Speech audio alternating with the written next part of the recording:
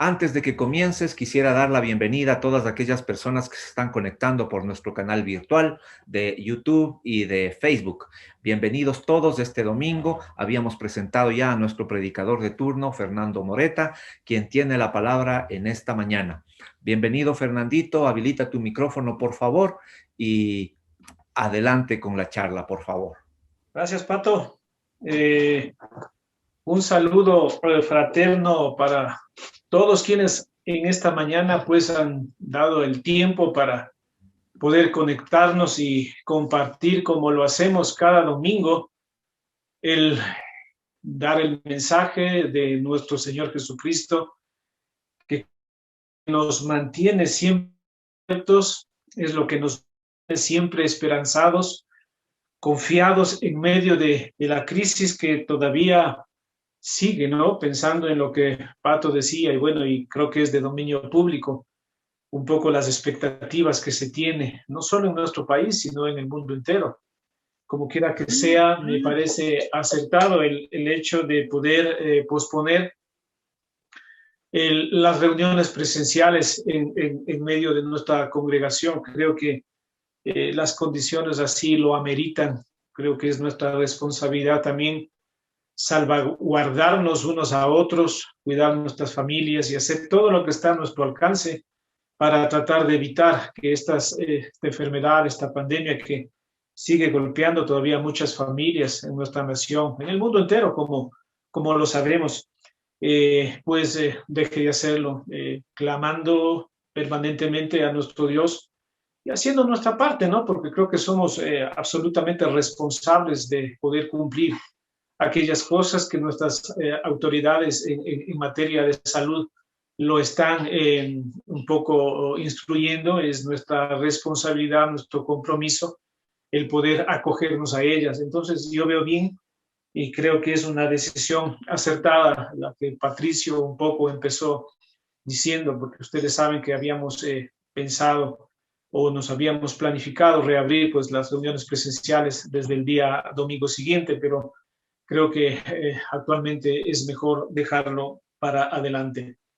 Bueno, creo que también es algo en medio de las circunstancias que estamos viviendo. Siempre es bueno recalcar la responsabilidad que también nosotros tenemos como creyentes de seguir manteniendo nuestra postura firme en creer, en confiar en nuestro Dios. Creo que realmente el Señor siempre da muestras de fidelidad. Su palabra no cambia. Las circunstancias al exterior de nuestra casa, de nuestra vida, puede ser un tanto compleja, un tanto difícil. Sin embargo, la palabra de Dios permanece para siempre. Y creo que a esa nos debemos aferrar permanentemente. Decía al principio, hacer nuestra parte. Creo que el hacer nuestra parte es nuestra corresponsabilidad como ciudadanos, como padres, como hijos, como esposos, esposas, etcétera, etcétera. Y a la par, bueno, siempre confiando primeramente en la mano poderosa de nuestro Dios que está encima de todo lo que está pasando. Para Dios no se le ha salido el control absoluto de la enfermedad y de la situación o la crisis que estamos viviendo. De manera que mantengamos siempre nuestra expectativa, siempre levantando, como dice el Salmo, ¿no? Alzaré nuestros ojos o mis ojos a los montes y sabremos que de allí va a venir nuestro socorro. Todo tiene su tiempo, dice el Señor. Mantengamos en ese tiempo de espera nuestra confianza firme en nuestro Padre. Y el mensaje que yo quiero compartir en esta mañana trata precisamente de nuestro Rey, de nuestro Jesucristo como nuestro Salvador. Creo que la expectativa de todo ser humano es el tener siempre a alguien que nos rescate, alguien que nos ayude en medio de una crisis, en medio de una situación que se nos sale de las manos y que parecería que lo único que nos resta es un final de muerte.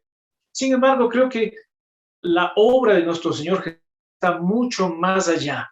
Es algo que trasciende la esfera del sentido humano, la esfera de todas las cosas que empezamos a escuchar. Ahora que vivimos en un medio tan tecnológico donde todo se sabe de un momento a otro, pero creo que el Señor cuando formó al hombre, le dio un plan y un propósito que no ha cambiado a lo largo de su existencia. El hombre ha podido ir variando a lo largo del tiempo, en subidas, en bajadas, a veces estable, pero creo que la palabra de Dios, las promesas de Dios siguen siendo vigentes hasta los mismos días de hoy.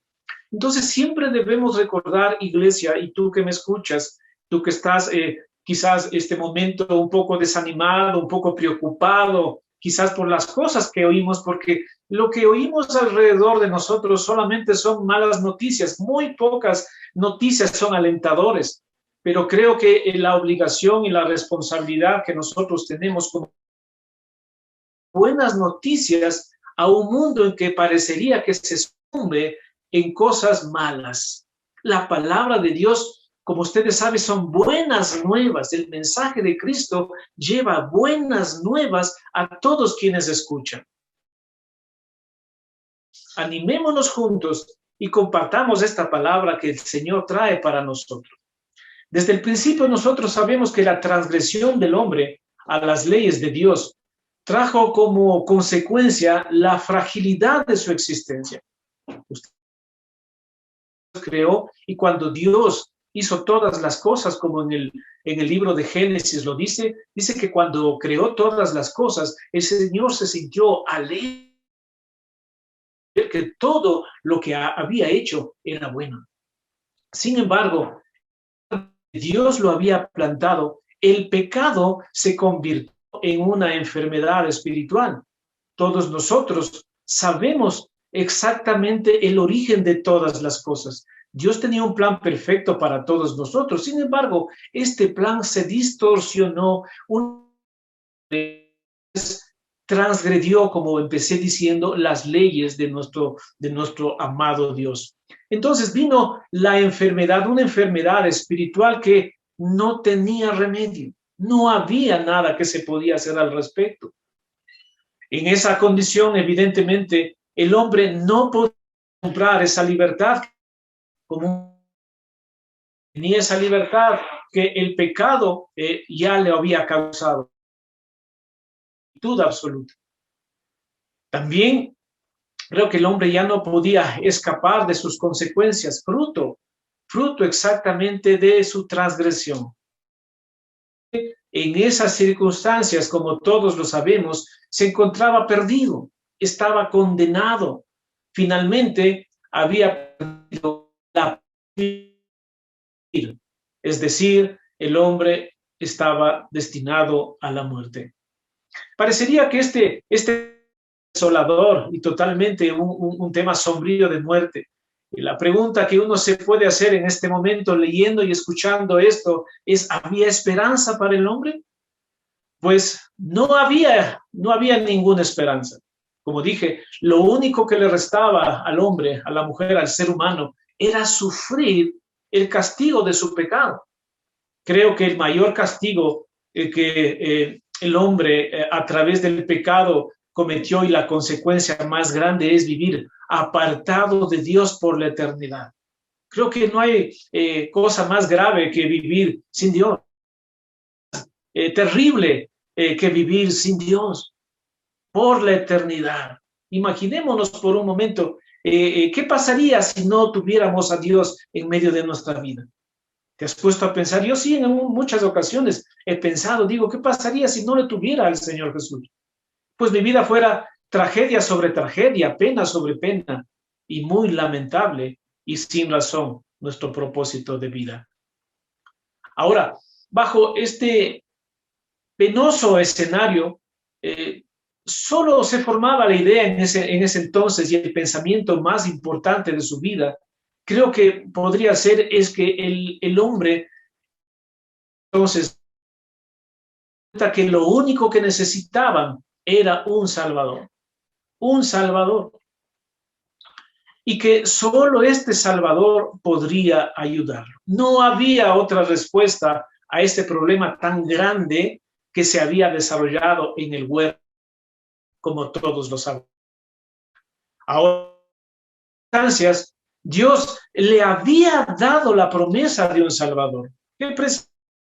En medio de una crisis, en medio de una situación tan difícil, en medio de que no hay esperanza y todo se ve lúgubre y oscuro, había la promesa de un Salvador que vendría, según el libro de Génesis, en el capítulo 3, verso 15. Ustedes recuerdan, dice que la promesa que vino de Dios para Adán y Eva, dice que vendría de la simiente de la mujer y que por su intermedio derrotaría a Satanás, aplastaría el pecado y todas sus consecuencias. Se presagiaba, se auguraba un espacio de libertad, un espacio de cambio, un espacio de una situación que era irreversible para el hombre. Sin embargo, Dios está trayendo esta promesa maravillosa que levante el ánimo en ese entonces aquellos progenitores o primarios en la creación dada por Dios. Ahora bien, la venida del Salvador había sido predicha en el Edén, como ustedes saben. Y yo me pongo a pensar cuando Adán y Eva escucharon por primera vez esta promesa, ¿qué creen que ocurrió? ¿Qué creen que pasó? Cuando tú recibes una buena noticia, ¿cómo te sientes? Me imagino que te sientes gozoso, alegre y esperanzado y tienes un elixir de vida mucho más fuerte que el que estás teniendo. Entonces yo me imagino que cuando recibió la promesa Adán y Eva, este momento ellos se sintieron sumamente alegres, contentos y por supuesto esperaban que esa promesa se cumpliese de manera inmediata. Los hombres, los seres humanos no somos muy pacientes y creo que cuando vivimos problemas difíciles queremos que la respuesta y la ayuda sea instantánea. Sabemos, de acuerdo a las Escrituras, que el cumplimiento de la promesa tardó. Ellos, Adán y Eva, que fueron los primeros en recibirla, murieron sin ver. No vieron esa promesa cumplida, como lo sabemos. Más adelante, la generación continuaba, el tiempo avanzaba, y creo que llegamos a los días de Enoc, que es el referente de quién caminó con Dios. Ustedes saben que no tiene un referente de haber caminado con Dios y dice que Dios se lo llevó. Pero desde los días de Enoc, la promesa fue repetida por medio de y los profetas. Ustedes saben que la Escritura fue día a día siendo hablada por aquellos precursores en el Evangelio, en la palabra de Dios, manteniendo de esa forma viva la esperanza de su aparición de aquel Salvador. Sin embargo, a lo largo del tiempo y conforme la Escritura así lo dice, muchos de ellos murieron también sin haber visto o conocido al Salvador. También pasó el tiempo y parecería que la promesa aún se tardaba. Pero había la expectativa. Dios habría prometido que vendría un Salvador al mundo a revertir todo ese daño que el pecado había traído sobre toda la humanidad. A lo largo de las Escrituras nosotros encontramos muchos ejemplos de personas que estuvieron a la expectativa ferviente de la venida de ese Salvador que había sido prometido siglos atrás. Muchos de ellos yo me imagino que perderían la esperanza, que seguramente esa promesa no llegaría, pero había personas que mantenían firme, mantenían claro su expectativa de que llegaría el día en que vendría un Salvador para el mundo. Vayámonos al libro de Job. En el libro de Job, capítulo 14, verso 14. Escuchemos lo que dice este hombre legendario que es descrito por el Señor como un hombre recto, perfecto, temeroso de Dios. Mira lo que dice Job, que es un simbolismo de lo que para ese entonces se esperaba. Mira, dice, si el hombre muriere, ¿volverá a vivir? Esta pregunta creo que ha sido una pregunta legendaria a lo largo del tiempo. Hasta el día de hoy la gente no sabe si cuando se muere habrá una vida después de la muerte. Job tenía ese mismo sentido de preguntarse, decía, si muero, ¿volveré a vivir? en el fondo de la pregunta hay un trasfondo esperando la expectativa de que hay una respuesta a esta pregunta y él la esperaba en esa promesa de un Salvador que él sabía que había llegado a sus oídos. Y mira lo que dice más adelante. En el siguiente dice, todos los días de mi edad esperaré hasta que venga mi liberación. Job estaba claramente con esta esperanza, con este deseo profundo de que llegara un momento en donde habría un Salvador que va a venir y que le daría la vida a todo aquello que estaba muerto. Esperaré hasta que venga mi liberación. Cristo vendrá y liberará a todo un planeta, a toda una generación, a toda una humanidad. Cualquiera que sea la circunstancia, querido, Dios va a salvarnos. Dios va a liberarnos. Él es nuestro Salvador. Así lo relata el libro de Job. Y creo que ese es como un espejo para nosotros. Porque todos los días de nuestra vida debemos tener ese mismo sentido de esperar hasta que Cristo venga por nosotros o nosotros vayamos hacia Él. Como ustedes saben, y la Biblia lo relata, pasaron muchas generaciones y las expectativas de un Salvador se mantenía todavía porque hasta ese entonces no había venido. Cuando la nación escogida por Dios, el pueblo de Israel, muchos siglos más adelante, una nación ya formada, igualmente ustedes saben que mantenían una esclavitud desde el gobierno de Faraón. Sin embargo, ellos también esperaban a un rey justo, a un rey santo, quien reinaría a Israel. ¿Y qué pasaría con esa nación? Esa nación volvería a experimentar la paz y la prosperidad que traía el Salvador con todas sus promesas y con toda su bendición. Ahora bien, esta esperanza fue luego, como ustedes saben, ratificada por muchos de los profetas. La Biblia se encuentra y dicen que aproximadamente nosotros tenemos unas 300 promesas en Jesucristo que fueron cumplidas. Ahí encontramos que nuevos profetas que fueron surgiendo más adelante, que fueron apareciendo más adelante, igual empezaron a decir, a hablar, a profetizar acerca de la venida de nuestro Salvador Jesucristo. Hay muchos pasajes, pero quiero referirme a dos profetas en esta mañana. Simplemente vayámonos al libro de Sofonías, uno de los profetas que es considerado profeta menor. Sofonías, en el capítulo 3, versículos 14 y 15, mira lo que nos dice. Como referencia, para que tengamos un dato que pude averiguar. Sofonías dice que era tata Ezequías. Por tanto, él era un miembro de la familia real. Sofonías. Ahora, miremos lo que dice en Sofonías en el capítulo 3, verso 14 y 15. Esto es lindo de entender porque el mensaje del Evangelio causa eso en el corazón de un creyente. Y creo que eso es lo que nosotros debemos tener como un respaldo en todo lo que hacemos. Mira lo que dice: canta, oh hija de Sión, canta, oh hija de Sión. En otras versiones dice: alégrate, grita de júbilo, goza. En otras versiones dice: canta, oh hija de Sión, da voces de júbilo, oh Israel, gózate y regocíjate de todo tu corazón, hija de Jerusalén. Jehová ha apartado tus juicios. Mira, Jehová ha apartado tus juicios, ha echado fuera tus enemigos.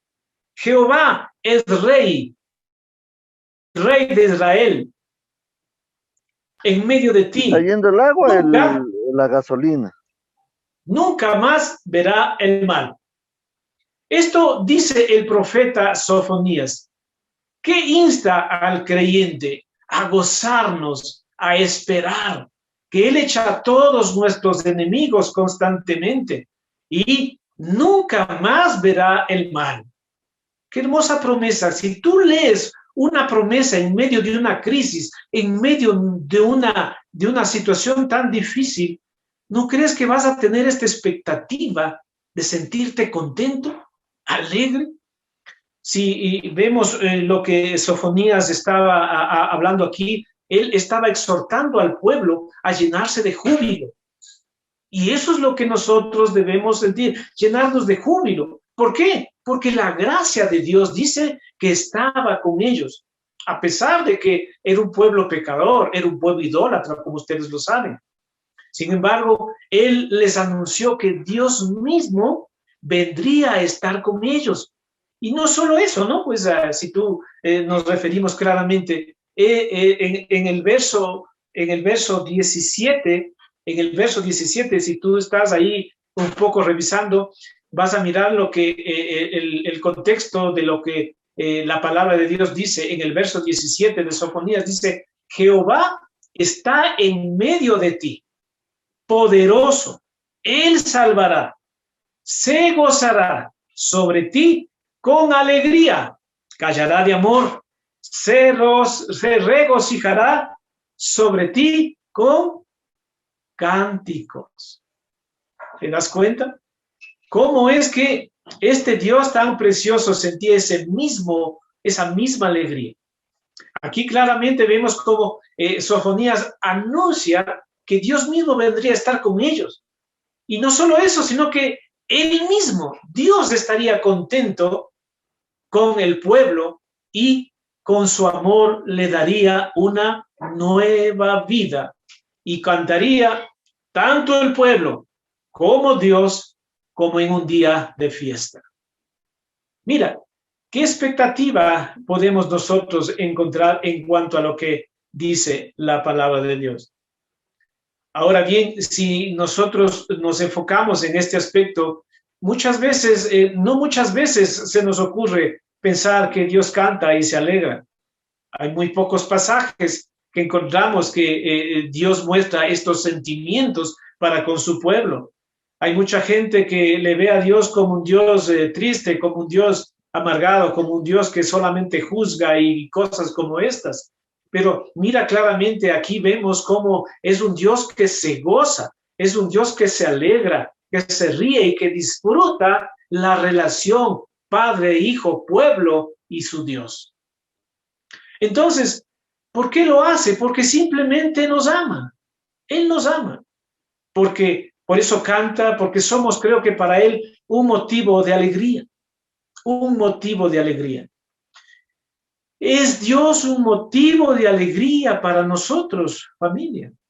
Nos sentimos alegres. ¿Tú te sientes contento aún en la situación que estás y crees que puedas decirle: Señor, gracias por lo que está pasando? Gracias por lo que estás viviendo. Pero Zacarías no solamente se queda con esta expresión de alegría. Siglos más adelante, creo que hay otro profeta también, que es el profeta Zacarías. El profeta Zacarías, quien vivió aproximadamente unos 100 años más adelante de Sofonías, fue quien escribió una nueva profecía en donde Dios restauraría a su pueblo y también lo llenaría de alegría, lo llenaría de gozo. El profeta Zacarías presentaría en este entonces, para esta época, a un rey que vendría a rescatar a su pueblo de la opresión. Ambas profecías van tomadas de la mano porque están hablando del mismo Señor.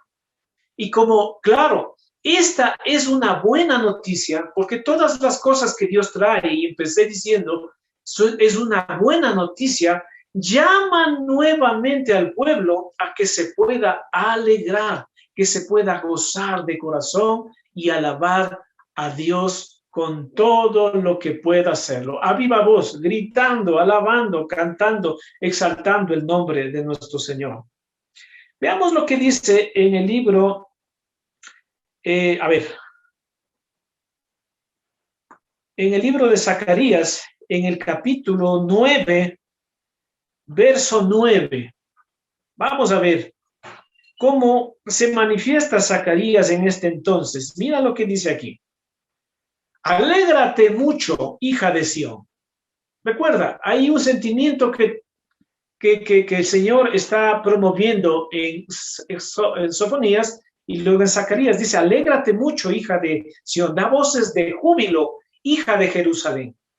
He aquí tu rey, vendrá a ti justo y salvador, humilde y cabalgando sobre un asno, sobre un pollino, hijo de asna. Esta es la profecía que Zacarías lo está diciendo.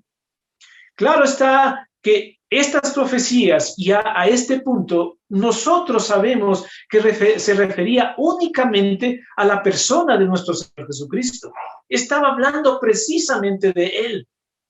Los profetas del Antiguo Testamento, como Isaías, como Zacarías, como Sofonías, jamás conocieron a Jesús, ni tampoco supieron exactamente cuándo sería su venida, ni cómo sería su venida.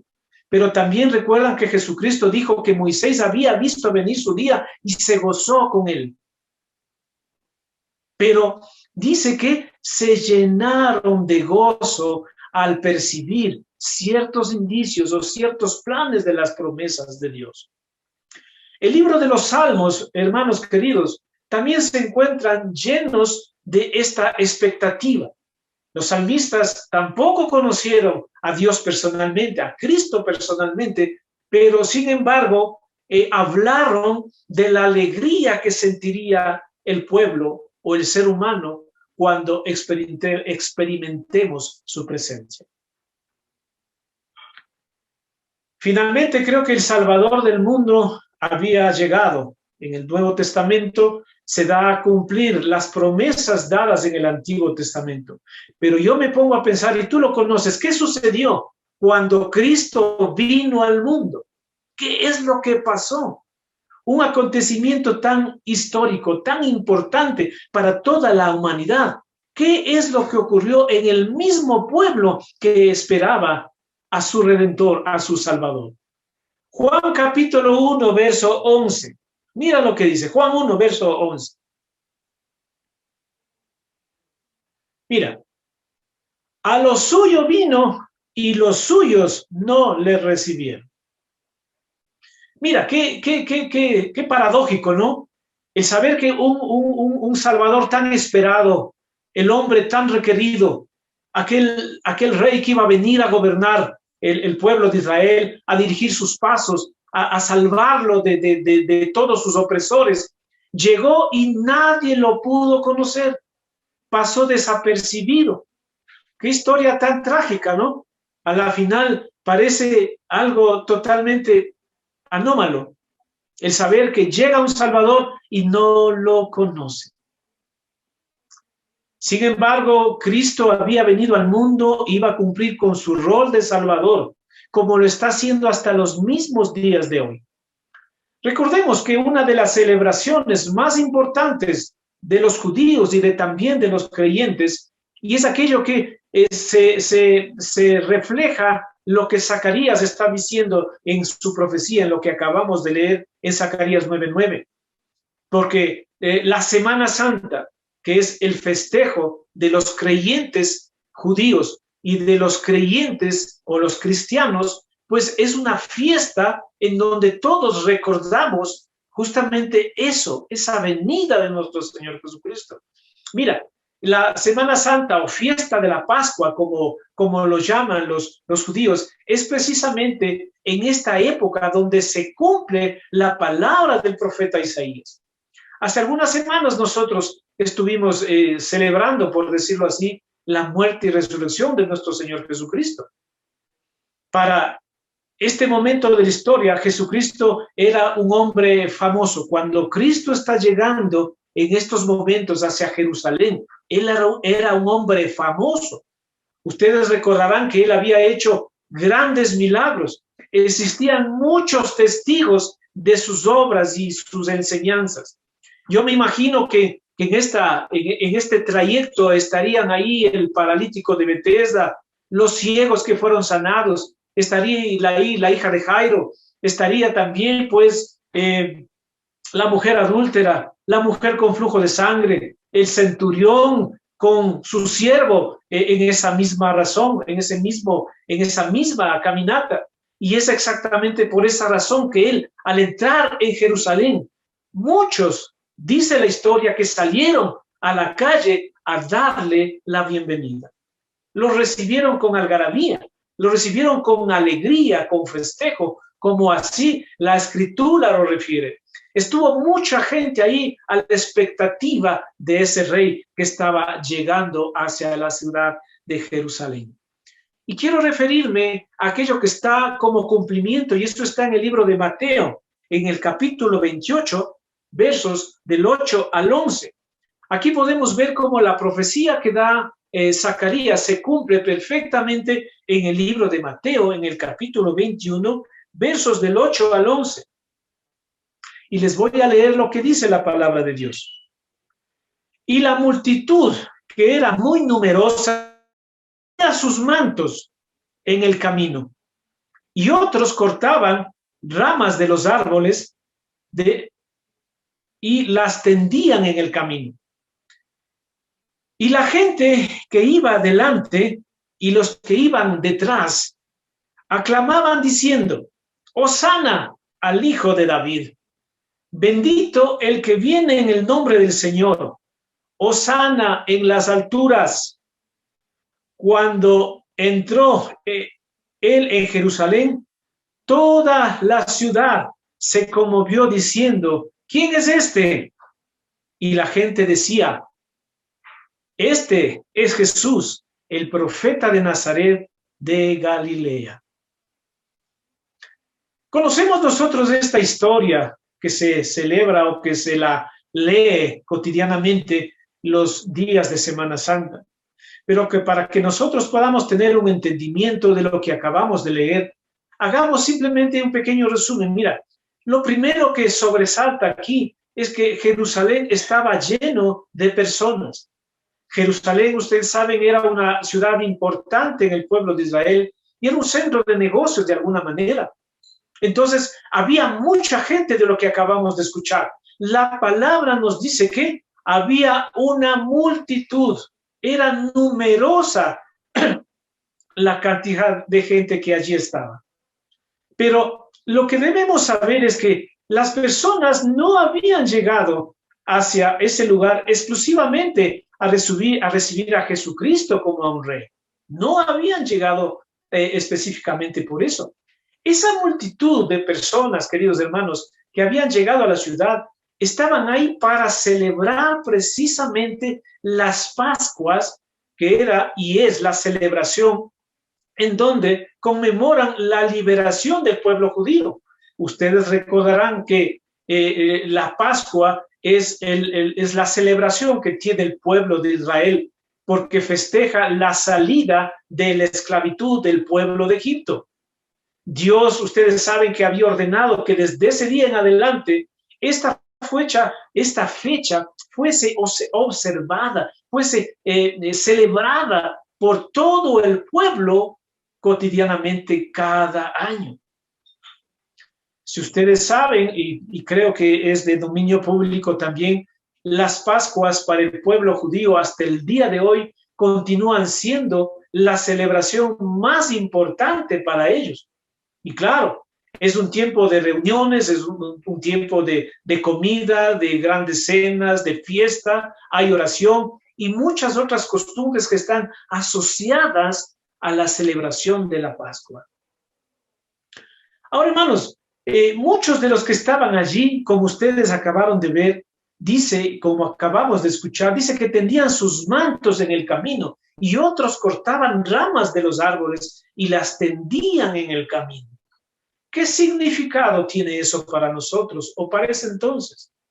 Pues sencillamente, todo el pueblo estaba demostrando que ellos estaban recibiendo a un rey. Digo esto porque tradicionalmente así es como se recibía un rey, que regresaba después de derrotar a todos sus enemigos o triunfar en los campos de batalla.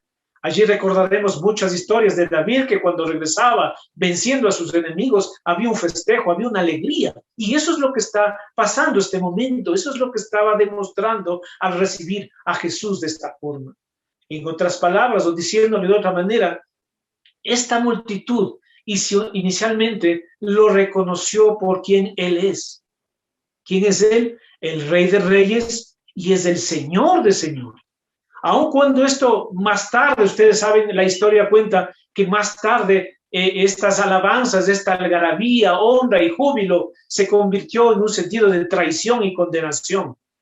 En un poco de tiempo, el pueblo que estaba aclamando hosana, alegría y todo esto, más tarde dijeron, crucifícalo, crucifícalo.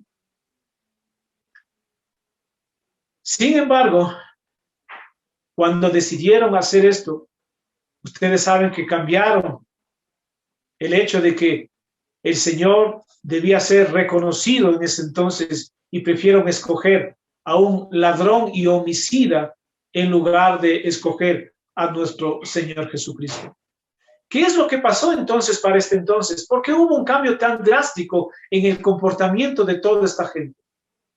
Ustedes saben que este comportamiento obedecía simplemente a una sola cosa. El pueblo estaba esperando a un guerrero. El pueblo estaba esperando a quien dirigía o debía dirigir una revolución en contra del Imperio Romano, a la cual ellos estaban sometidos constantemente. Pero digamos, el pueblo jamás entendió que Cristo había venido a derrotar a aquellos enemigos más feroces que su pueblo y los seres humanos tenían, que era el pecado, la muerte, Satanás, las enfermedades, etcétera, etcétera, etcétera. Por eso claramente dice la palabra de Dios, ¿no? Que las armas de Cristo no eran carnales, sino eran poderosas en Dios para vencer toda fortaleza que estaba en contra de los seres humanos. ¿Sí? Ese es el mensaje más claro que Dios trajo sobre nosotros.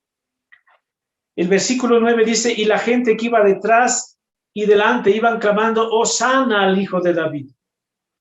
Aquí vemos cómo esta multitud celebraba y se regocijaba y el rey descrito en las profecías había finalmente llegado a liberarles. Muchos de ellos gritaban, Hosana. Todos los que habían sido testigos de los milagros aclamaban a gran voz diciendo esto. Pero quiero hacerte una pregunta. ¿Qué es lo que el pueblo estaba queriendo decir con esta palabra, Hosana? ¿Sabes lo que significa Hosana, querido hermano? Bueno, esta palabra es conocida, creo, por muchos de nosotros, simboliza una expresión de alabanza y adoración, pero significa algo mucho más importante.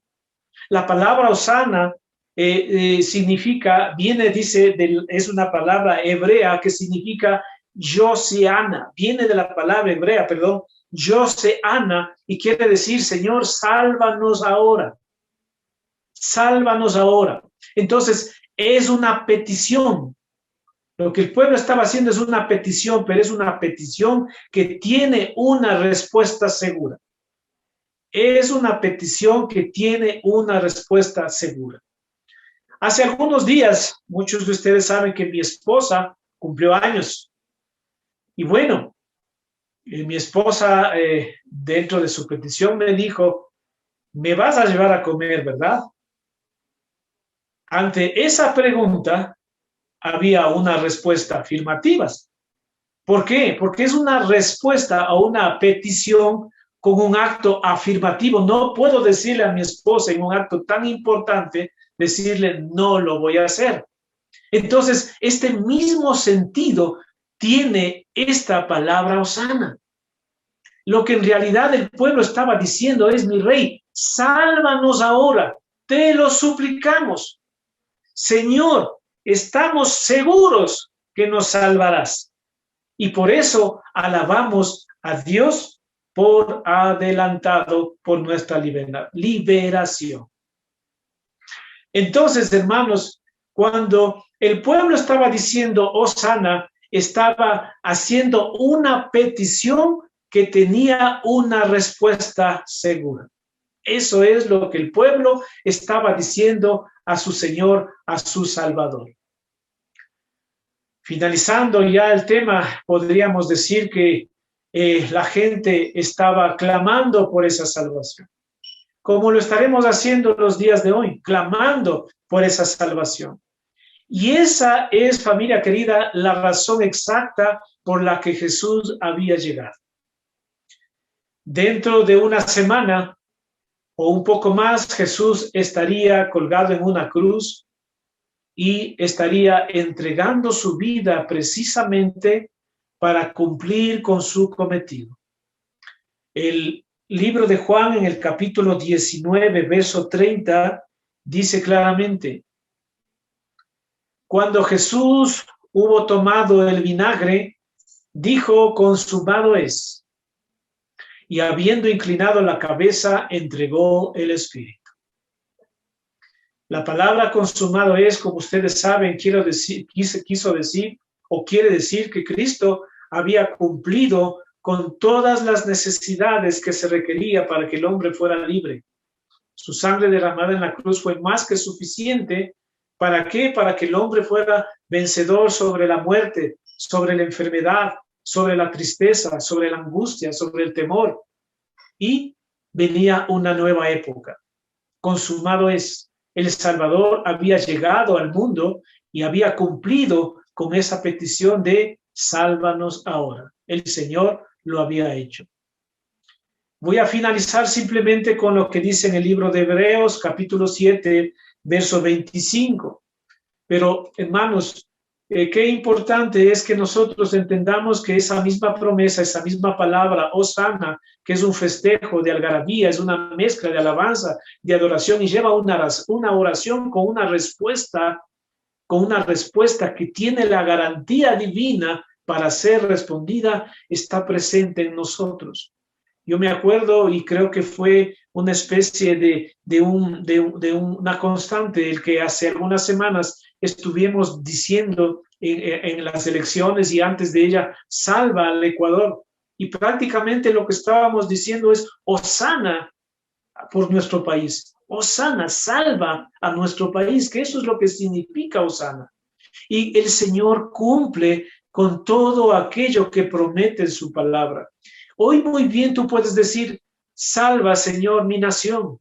Hoy tú puedes decir: salva mi enfermedad, sálvame de mi enfermedad, salva de mi temor, sálvame de mi tristeza, sálvame de mi desesperanza, sálvame de este dolor, sálvame, etcétera, etcétera, etcétera.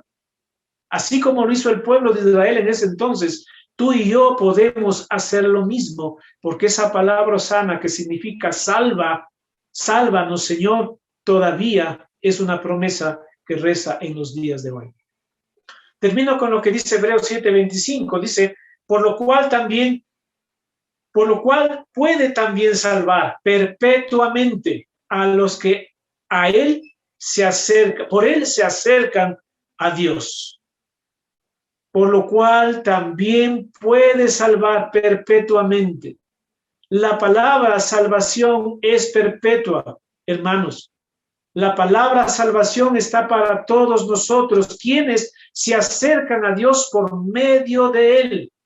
Recuerda lo que dice: viviendo siempre para interceder por ellos.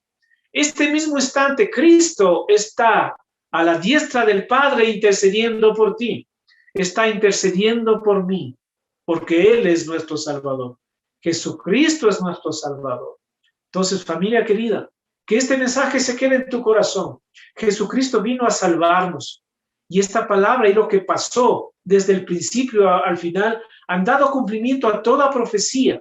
Y toda profecía lleva el mensaje del Evangelio de Cristo como el aspecto trascendental en la vida del pueblo de Israel y en la vida de todos nosotros como seres humanos. Y mayormente ahora que nosotros tenemos el privilegio de conocer al Señor como nuestro Salvador. Si tú no conoces todavía a Cristo como tu Señor Salvador, pues te invito a que lo hagas. Todos necesitamos un Salvador. Y el Salvador está allí delante de ti, como para que simplemente puedas decirlo: Señor, sálvanos ahora. Acompáñame en una oración y vamos a terminar con esta oración dando gracias al Señor por este tiempo. Padre, en el nombre de Jesús, gracias, Señor, por ser nuestro Salvador. Gracias, Señor, por darnos esa victoria sobre todas las enfermedades. Gracias, Señor, por darnos la salvación sobre la muerte. Gracias, Señor, por vencer a toda adversidad que estaba en contra de nosotros. Gracias por clavar en la cruz toda acta de pecados que estaban, Señor, imputándonos a nosotros hacia la muerte y que ahora, Señor, pues han sido cambiados por tu gracia y por tu favor. Padre, que salve, Señor, a cada familia que hoy está presente en medio de esta reunión. Que salves a nuestro país de la enfermedad, que salves a nuestro país del mal gobierno, Señor, que salves a nuestro país de esta pandemia que está golpeando duramente en nuestra nación en los tiempos actuales y el mundo entero. Salva a cada familia, Señor, para que no seamos contagiados de ningún virus, para que ningún virus, ninguna enfermedad pueda tocar nuestras moradas, Señor. Sálvanos, Padre, de todo problema, de toda tristeza. Sálvanos, Señor, de toda amargura, de toda incredulidad y de cualquier aspecto, Señor, en lo cual tú nos has enseñado que debemos tener la completa libertad para seguir en el camino que tú has puesto delante de nosotros.